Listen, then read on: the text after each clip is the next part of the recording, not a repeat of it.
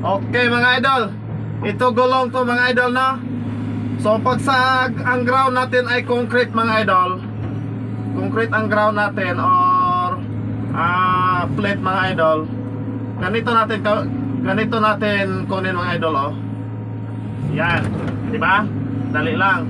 Pero pag sa lupa naman mga idol, ang ground natin mga idol sa lupa, so ganito natin kunin mga idol, oh. Ganito natin kunin mga idol pag sa lupa mga idol. Yan mga idol. Tapos angat lang natin mga idol. Yan. Angat pa. Angat. Angat. Tapos yan, di ba?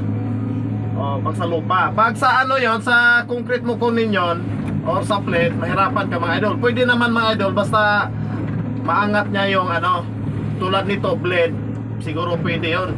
Pero kung ngipin yung gamit nyo, hirap yung mga idol. Lalo pag dito mga idol, no? So ang pagkuha nito mga idol, nakadepende yan mga idol, oh, di ba? Angat lang natin yun mga idol. Ganun lang yun. Di porket na basta gulong, ganina na ito pagkuha. Oh, yun, maganda yun sa mga plate or yung ground natin ay concrete or plate. Yan lang mga idol.